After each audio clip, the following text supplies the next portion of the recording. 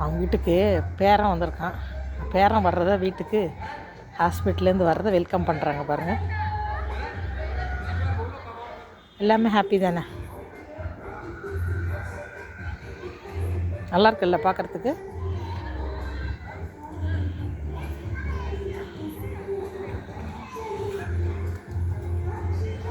அவங்க பேரனை எப்படி கொஞ்சறாங்க பாருங்க.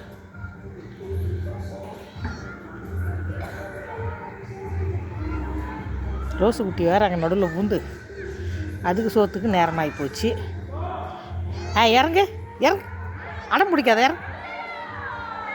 ஏதோ பண்ணுறாங்க, பலூனை மேலே விடுறாங்களா, நல்லா இருக்குல்ல, மேலே பறக்குது. ஹாஸ்பிட்டல்லேருந்து வர்ற பேரனை வெல்கம் பண்ணுறாங்க. ஏதாச்சும் வெளியில் வந்தேன் பார்க்குறேன்.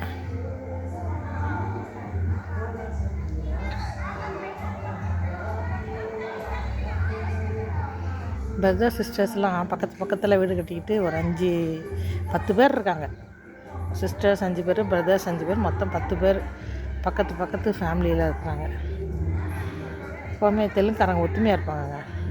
நம்மன்னா சொந்தக்காரங்க இருக்கிற ஊர்லேயே இருக்கக்கூடாதுன்னு வேறு ஊருக்கு போயிடுவோம். ஒத்துமையாக இருப்பாங்க. ஒரே ஊரில் ஒரே தெருவில் இருக்கிறதுக்கு ட்ரை பண்ணுவாங்க. இதான் காசிப்னால தான் பிரச்சனை வருது. காசிப் இல்லைன்னு வச்சிங்களேன், எங்கேயுமே ஒத்துமையாக இருக்கலாம். இன்னொருத்த குடும்பத்தில் இன்டர்ஃபியர் ஆகிறது, காசிப் பண்ணுறது, இதெல்லாம் இல்லாமல் இருந்தால் எப்போவுமே ஒத்துமையாக இருக்கலாம். அதுதான் இங்கே கெடுக்கிறது. இப்போ நல்லா இருக்குல்ல, ஹாப்பி.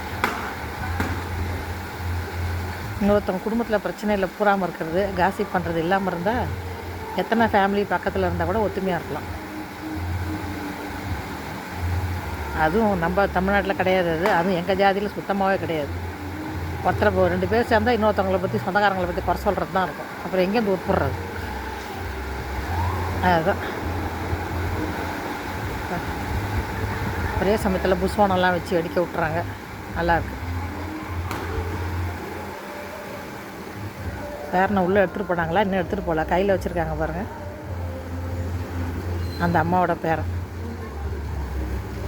நடுவில் இருக்கிறது மருமவ, கடைசியில் இருக்கிறது பையன், இந்த ஓரத்தில் இருக்கிறது மாமனார். Okay, very good.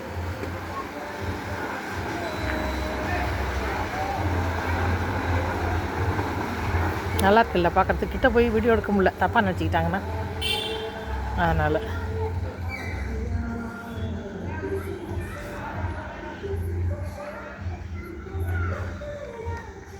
Okay, very good very good. நல்லா இருக்குல்ல. தூக்கிட்டு போகிறாங்க குழந்தைய.